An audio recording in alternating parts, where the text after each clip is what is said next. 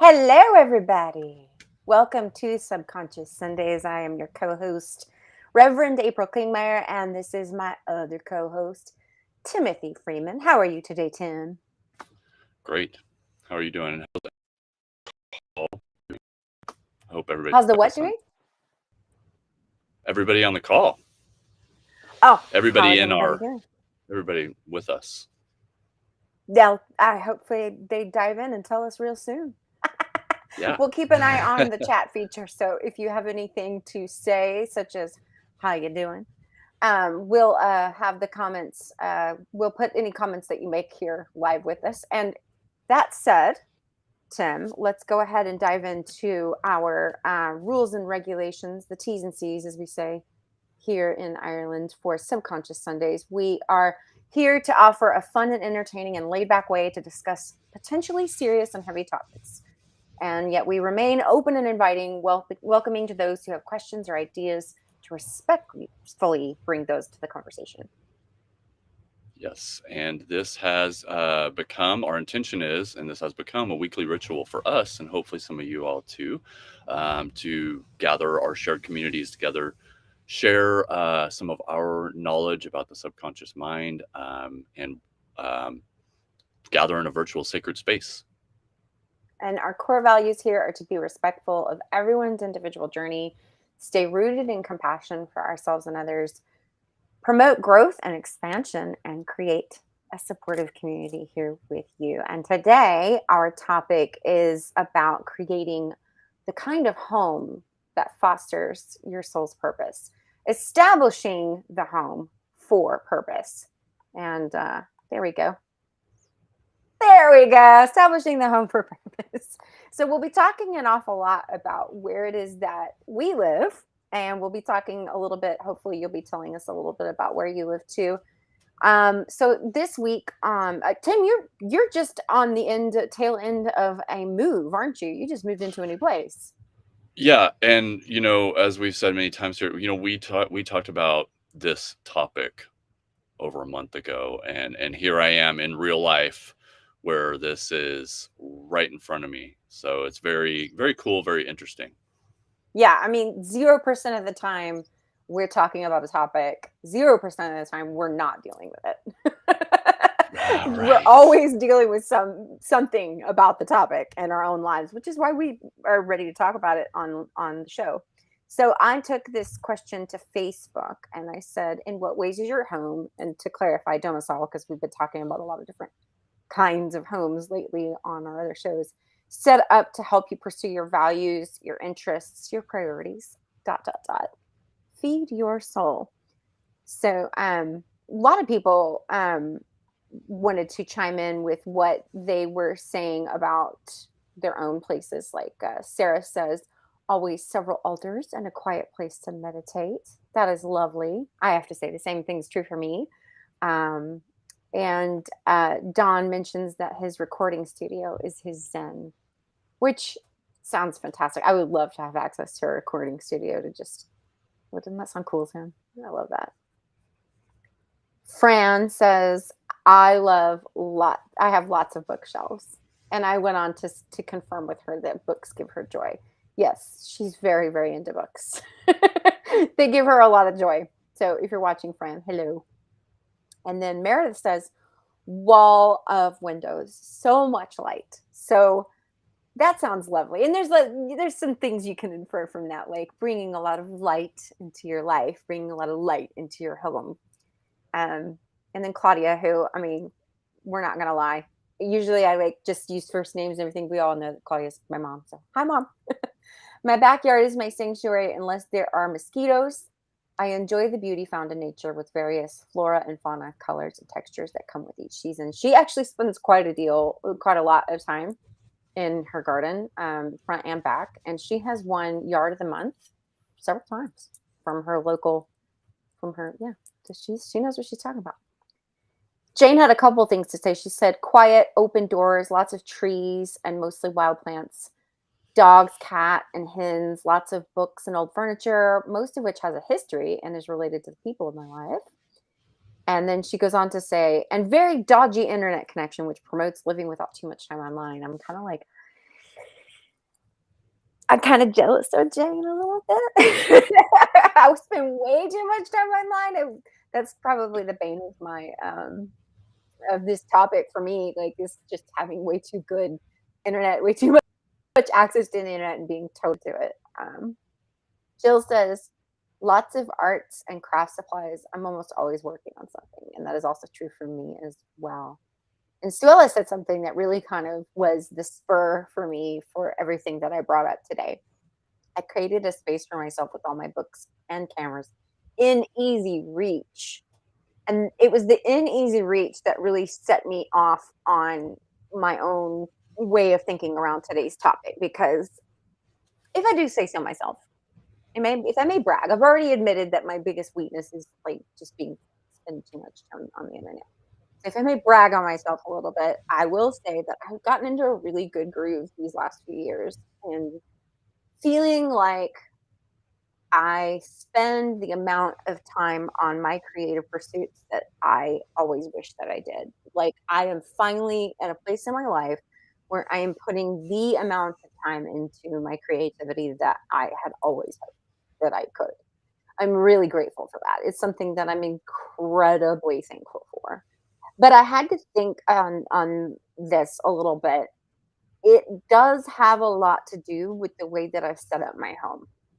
And it has a lot to do with that kind of very conscious intention. And I've had other times in my life, we talked about this yesterday, Tim, where there were other times in my life where I was very creatively alive. And I had to really be honest with myself. It had everything to do with the way that I set up my home then as well. So while this does kind of have a tendency to bring in this whole concept of like, well, this is a conversation around privilege, like we're privileged to be able to have things like recording studios in our home or cameras or lots of books. A lot of people can't necessarily afford that. But have to say that the most scaled down, poverty stricken I've ever been in my life were some of the times that my home most related to what I was doing creatively, and I was most creatively alive. And Tim, as my witness, I had a 10-foot by like 11-foot apartment at one point, and like literally a quarter of that space was taken up with my creative pursuits, and that was with great intention because you have to be extremely intentional with that little amount of space in order to be able to live in it. And the other quarter of that room was taken up by my bed, and the other two quarters of that room was just living space. So that took up my fabric, my sewing table, and my sewing machines and such took up quite a bit of my life, and they also took up quite a bit of space in my apartment. And I would say that those were pretty equal, like the amount of time I spent with the amount of space it takes up. So that was kind of like point one, like how much stuff is taking up space in your life versus how much time are you spending on it. Like that's one thing to consider. I don't think there's a magic formula around that, but I do think that there is a relationship that should be pondered on that, like square footage versus or not even square footage, but just like the percentage of your home versus the percentage of your time. And then some other things that I was thinking about was just like, let me pull up my notes here. One moment, please. There we go. Yeah, like one thing that I have in place for myself right now is a really good balance between kind of having stuff and not having stuff. I feel like the not having stuff is really what drives a lot of my creativity. I don't have a tool for everything, so I have to be very inventive. But then again, I have all the tools that are absolutely necessary for getting the things I need done. And I always keep my ink gel pens close at hand or in at least invisible distance for myself. And I really feel like we talked about balance and control in a previous episode. I really feel that having that balance between like being too cluttered or being too crowded around with things that I'm not currently working on is and having space is just as important as like having the right things to do the job and in the right places or taking up the percentage of my home. And so balance and control does play into that quite a bit. And I really do believe strongly in the concept of decluttering. However, I feel like, we can get into a bit of a guilt and anger cycle about that. Again, referring to another previous episode. If we have things around us that are just creating guilt for us and creating shame for us to just like gathering dust and making us feel bad, then that's not really great either.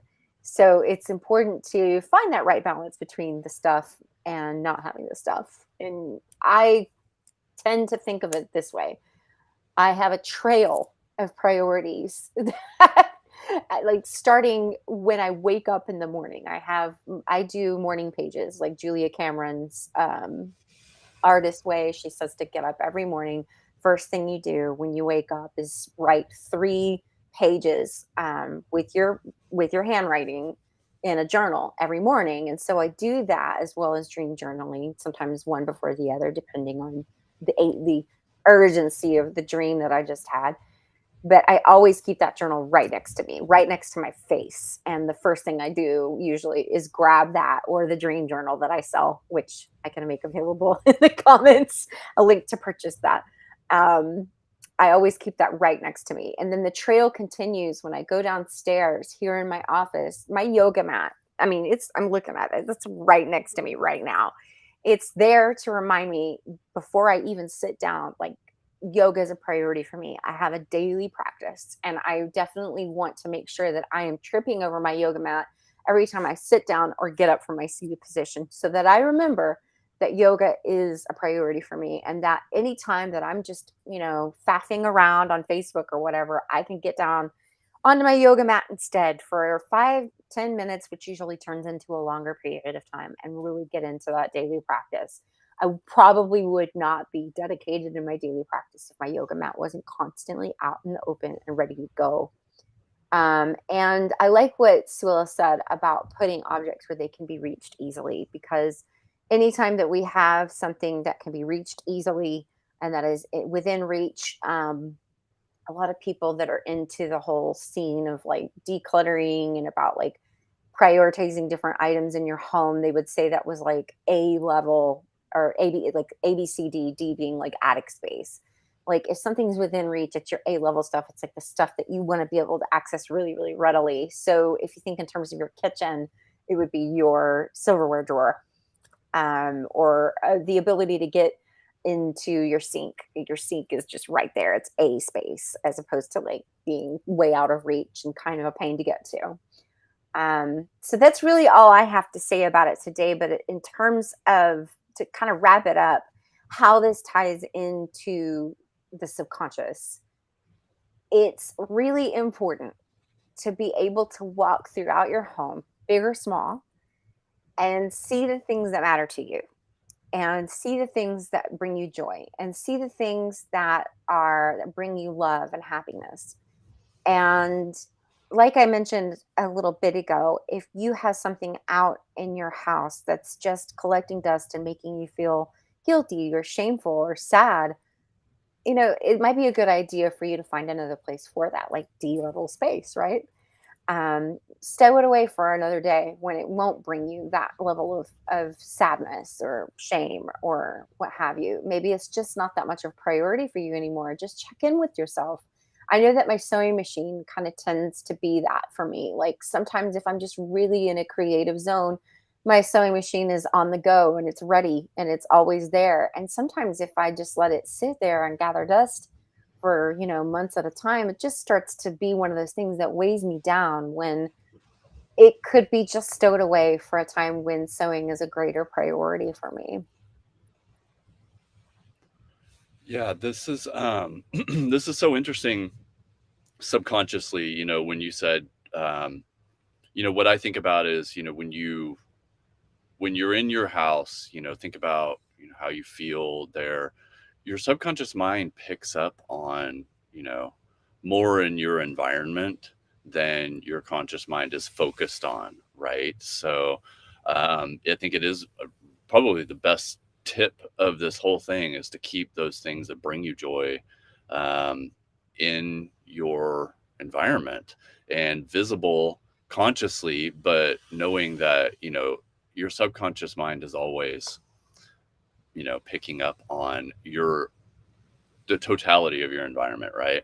And we talked about this yesterday. It's kind of, we would be remiss without mentioning feng shui a little bit. Right. This is something that neither of us are clearly an expert in, but it's interesting to me because it's almost like acupuncture for a space in a way. It's like you're really helping to. But the thing that's most interesting to me about it that I just want to bring into this conversation a little bit is that the concept of chi is can be highly kind of mysticized. And a good way to think about chi is that it is functional. That one of my favorite definitions for chi is organizational intelligence. And some people describe it as life force energy, which becomes very abstract and it's hard for us to understand. But when you think about chi as like it's functional, so can you move can you move freely in your space, and can you move freely towards those things that make you happy in your space? And thinking about it really functionally like that, I think is brings it down to earth and makes it a little bit more you know accessible. But I if we're ready for the hypnotic meditation portion, I do have a hypnotic meditation for everybody today that I think will be helpful in establishing your home for purpose for you individually. Yeah, and before we begin on your beautiful meditation today, I did want to bring in a comment from Bear today because she has a really good point. Solitude. Solitude is the mark of a home built for purpose. I cannot get anything productive properly done if anyone is in my home. And she corrected herself there, in my home.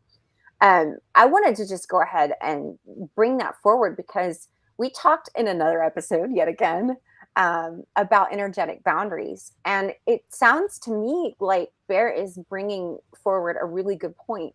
The home is definitely the center of setting energetic boundaries. And having good energetic boundaries is absolutely key to establishing the home for purpose. So I wanted to thank Bear for bringing that forward because it's not part of the conversation yet. But now that it is, I want to just go ahead and underline that. Yes, your home is where your boundaries are. It's like the origin of your boundaries. It is the core of your boundaries. So if solitude is what gives you that place and space for purpose, like this office that you see me broadcasting from almost every time, this is my space for solitude. Tim, I know you have your space for solitude that you're probably at right now, if I'm right about that. Yeah. That's your, yeah, yeah, definitely.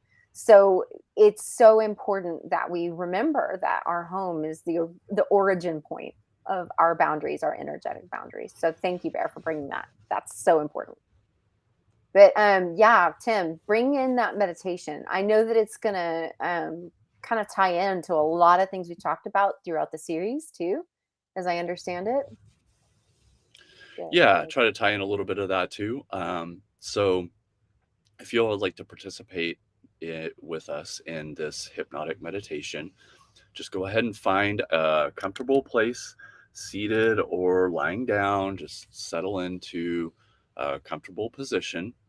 Uncross your legs, unclasp your hands. Just get into a very comfortable position where you can just relax for a few minutes and just listen to a few words here. So as you start to relax and settle into the place where you are, might be your home right now, go ahead and close your eyes and begin to relax. And I'd like you to take in a deep breath now. And as you exhale, exhale really long, deep exhalation. Breathe all the air out of your lungs. Good.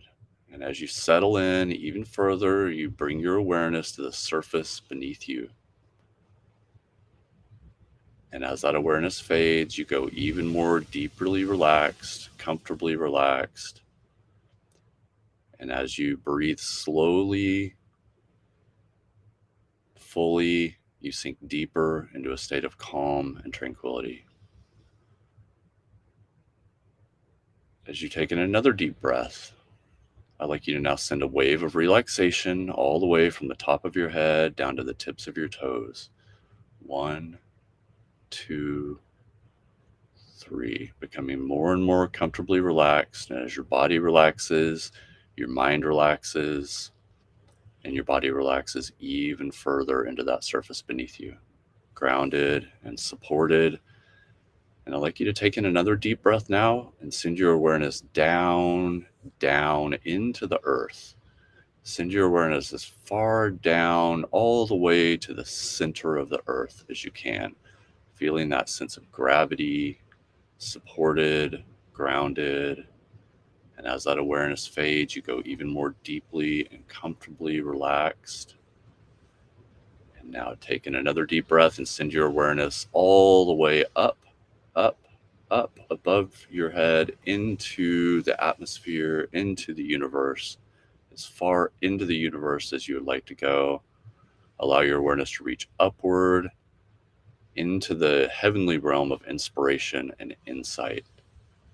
Call in now your higher power, whatever that is to you. All the loving guidance of your spiritual allies are with you, and know that an all-encompassing love fills you and your environment. And as that awareness fades, you go even more deeply and even more comfortably relaxed, bringing that energy of insight and inspiration down into this balance point of your heart, bringing up the nurturing and grounded, solid energy of the earth up into your heart, where these two energies can commingle and balance in your heart. Good. Breathing slowly, comfortably. And now, with the power of your mind, our minds are more powerful than we realize. Our imagination is a very helpful tool for us. So, right now, imagine that you're on your way back home to your home. Whatever that route looks like to you, maybe you're driving a car, maybe you're walking, you're on your way back to your home right now. And on your way, I want you to imagine you're on your way to your house right now, but imagine what it feels like being in your home. You've just arrived home. What does that feel like to be in your home? As you get a little bit closer to home, right now, I want something to come to mind for you that's very important to you. It's a value that you hold dear in your life, a value that you want to highlight and strengthen in your life. What is that value? And as you get a little bit closer to your home, getting pretty close now to your home, I want you to think about an activity in your life that you do in your home that brings you a lot of joy. And maybe it's something that you do every day right now, but maybe it's something that you haven't done in a few years, but it really brings a lot of fulfillment to you. Whatever that activity is, think about that now. Think about you inside your home doing that activity. How do you feel doing that activity inside your home? Good. And now you're starting to arrive at your house. I want you to take a look at your main entry. Might be your front door, whatever door you come in and out of in your house, your main entry. What does that look like? What does that feel like to you? With the power of your mind right now, there you are, right in front of your front door, your main entry. What does it feel like to be there? I want you to imagine that you've got a very important guest that you want to invite into your house. This is that value that just came to mind on the way home for you. And I want you to, with new eyes, look at your entryway with the mind of inviting more of this value into your home and into your life. And right now, just by imagining how it feels to be at your front door, there's one adjustment you can make. to help invite more of that value into your life. Perhaps it's sweeping that front landing.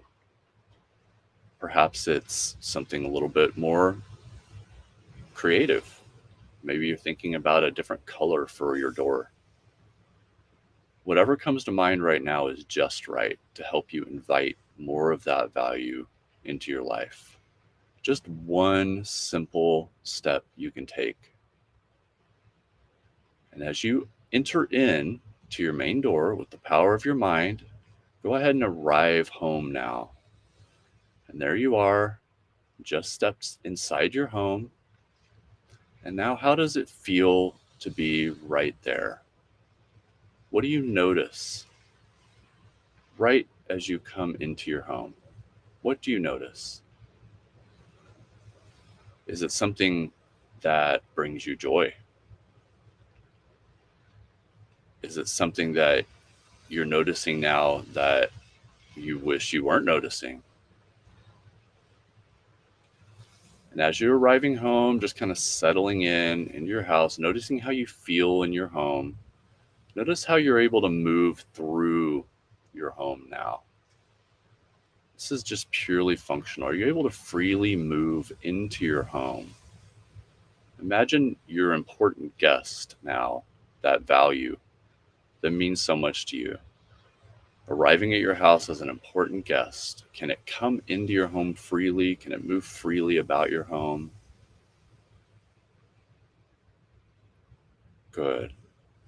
Now, I want you to go over to your favorite place to relax in your home with the power of your mind. Go there now and settle into that favorite place to relax in your home. Good. Right now, settling in even further, even more comfortably relaxed, I want you to think about that activity that came to mind on your way home, that activity that brings you so much joy. And again, maybe it's not something you've done for years. What's now the one smallest, easiest step you can take to bring something of that activity into your home environment, into your awareness in your home? Whatever comes to mind right now is just right. When we're able to connect with our subconscious mind in this way, we can find answers to issues that we might consciously overlook. And if nothing's coming to mind right now, that's just fine too. You might revisit this state of deep mental and physical relaxation and see what comes up from your subconscious at a later time. Maybe when you're sitting in your home. Maybe you're there now.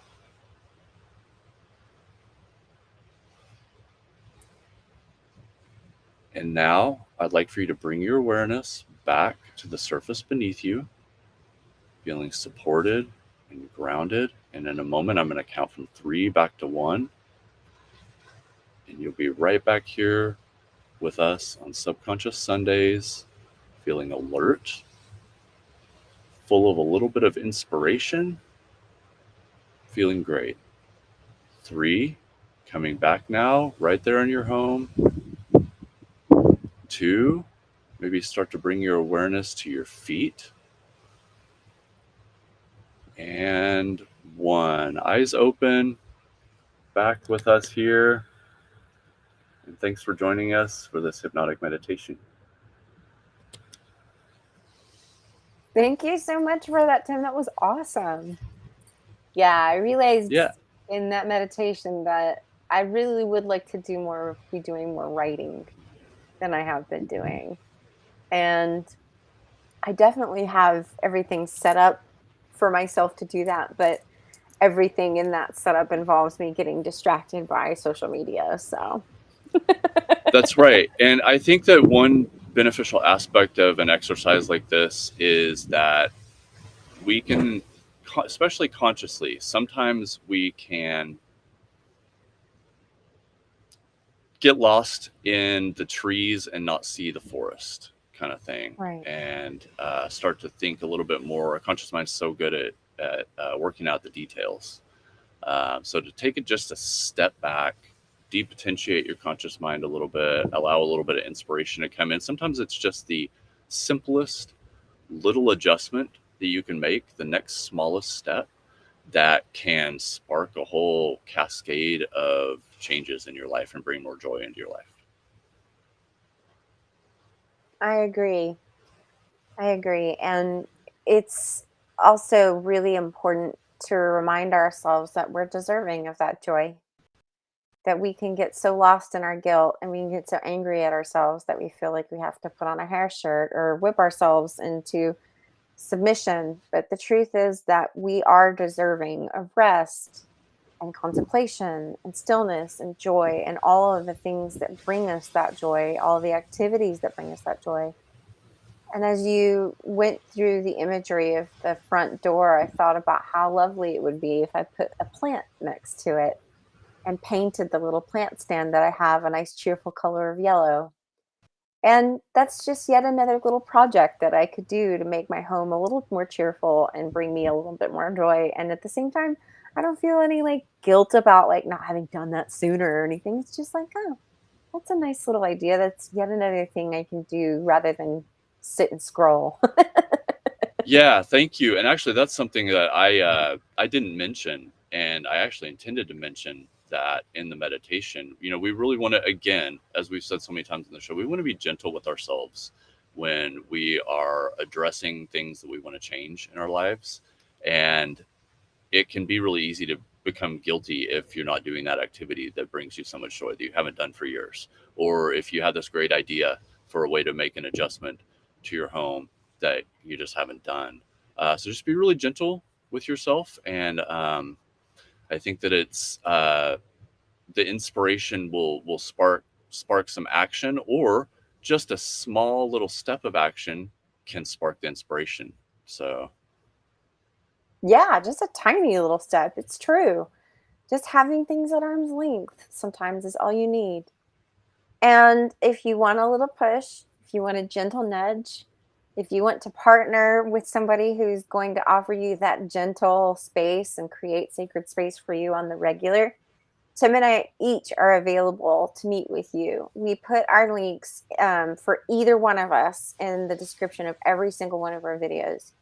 Those links will take you to a place where you can find a place on your own calendar that is very convenient for you and is completely free and no obligation to meet with either one of us.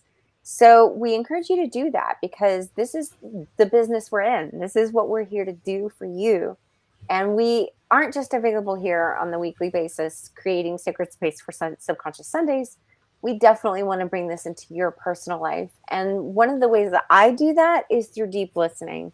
I offer this space for you to completely purge what's going on verbally with you in your own life, offer reflection, and just offer that safe space for you to vent or let me know what's going on in your life in the way that you would offer offer some kind of close friend to you with no judgment.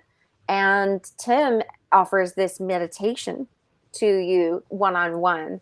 It could be very special and very, very tailored to what's going on for you. So, we both want to invite you to take a look at those links, go into the description of any one of our videos and give it a click and just sign up for that first initial session absolutely free and no obligation. so great to have everybody with us today. I hope you take with you some of the things that came to mind and make just even the tiniest little adjustment in establishing your home for purpose. And remember, it's just a process. There's never something static that we're going for. It's always unfolding, it's always blooming, and there's no perfect way to have it. And we'll join you next week. We'll see you then, and thanks for joining us today.